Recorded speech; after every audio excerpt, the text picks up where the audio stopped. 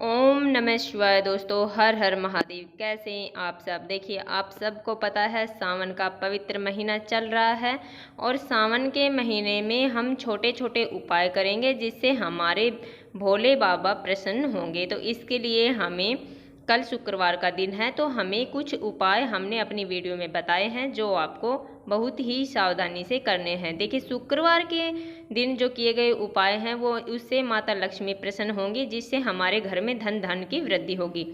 और जो सावन में किए गए उपाय हैं उससे भोले भंडारी, कुबेर भंडारी हमारे धन के भंडार हमेशा के लिए भर देंगे और हमारी मनोकामना पूरी होगी। देखिए, पूज्य गुरु जी की ही कथा सुनकर समझकर समझाने का पूरा प्रयास करूंगी, इसलिए वीडियो को अंत तक देखना। और अगर आप भगवान शिव के सच्चे भक्त हैं तो चैनल को सब्सक्राइब जरूर करना। देखिए, पहला उपाय है वह है धन प्राप्ति के लिए। अगर आपके पास धन की कमी है, मनोकामना पूरी नहीं हो रही है, जीवन बहुत ही कष्ट में बीत रहा है, कोई धन का साधन नजर नहीं आ रहा है, किसी को व्यापार में घाटा हो रहा है और किसी ने व्यापार शुरू किया है और उसमें घाटा हो रहा है, तो इसलिए हमें इस उपाय को जरूर करना चाहिए। इसके लिए हमें कुछ सामग्रियों की जरूरत होगी जो हम आपको इस वीडियो में बताएंगे।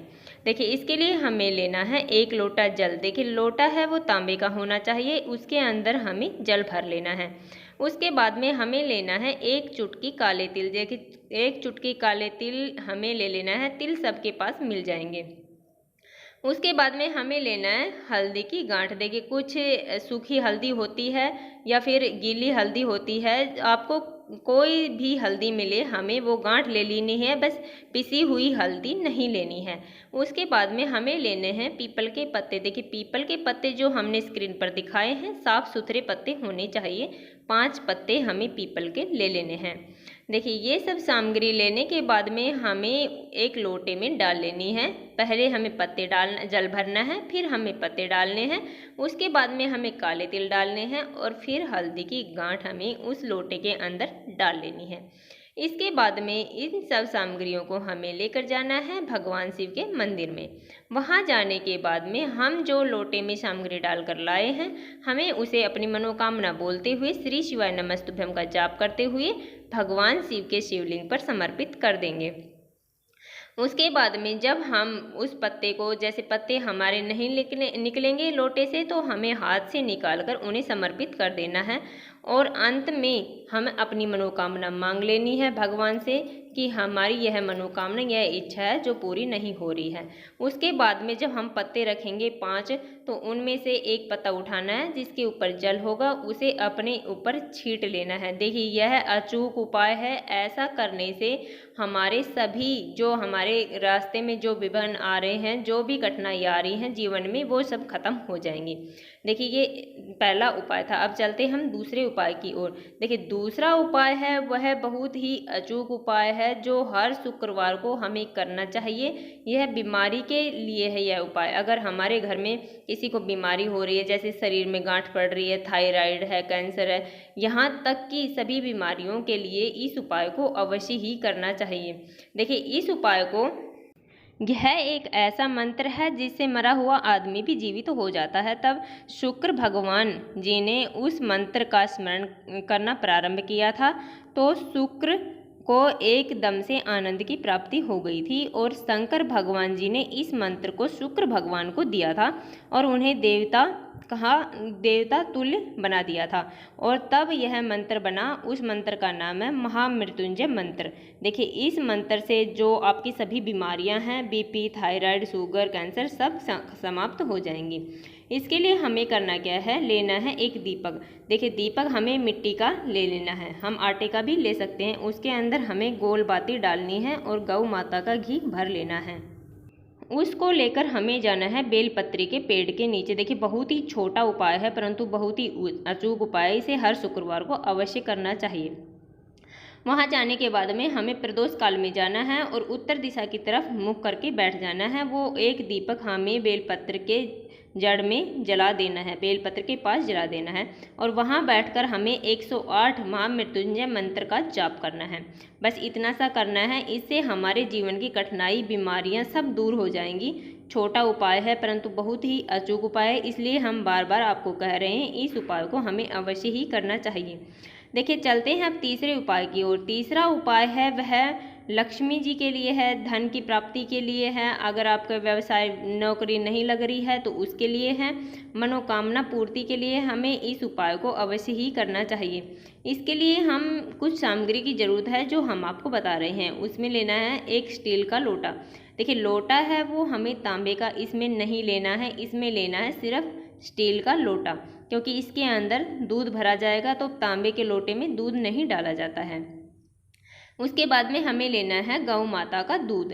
उसके बाद लेना है हमें थोड़ा सा गंगा जल। गंगा जल हमें 1-2 चम्मच मिल जाए काफ़ी है, और गंगा जल तो सबके घरों में मिल ही जाएगा।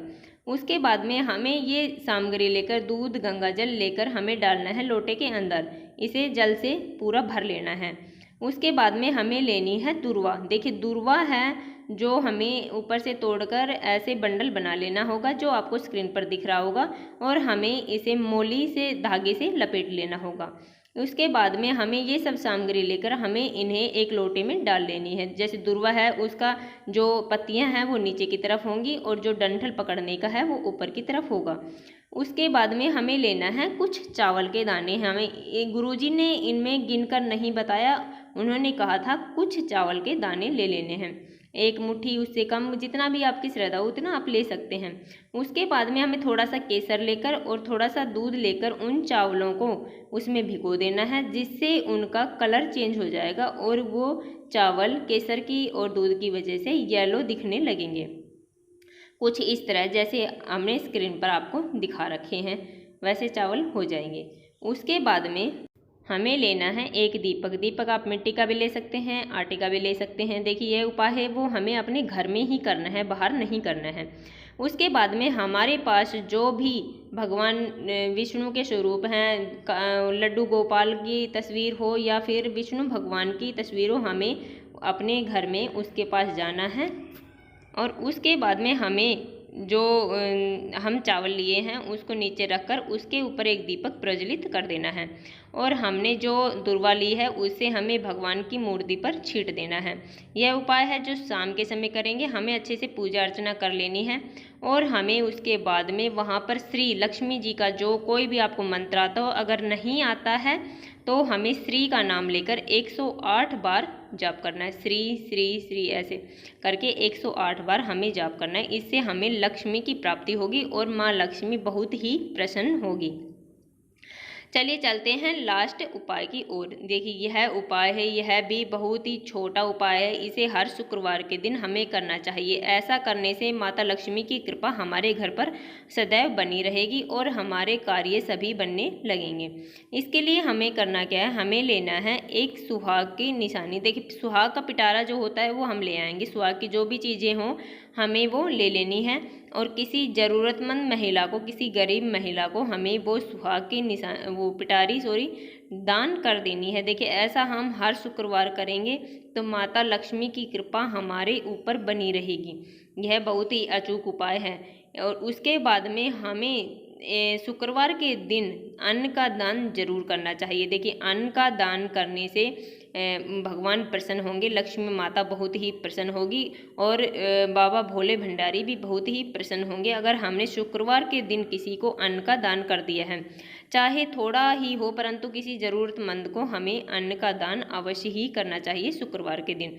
देखिए यह छोटे छोटे उपाय हैं परंतु बहुत ही अचूक उपाय हैं। ऐसा अगर हम शुक्रवार को अगर कर लेते हैं तो हर शुक्रवार को हमें नियम बना लेना चाहिए हफ्ते में एक बार करने का। जैसे शुक्रवार का दिन है तो हम शुक्रवार को ही इसे कर सकते हैं।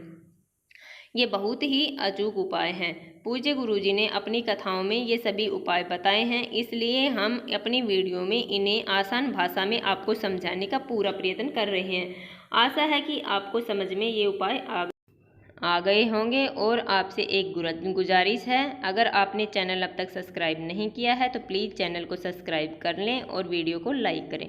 श्री शिवाय नमस्तुभ्यम दोस्तों, हर हर महादेव।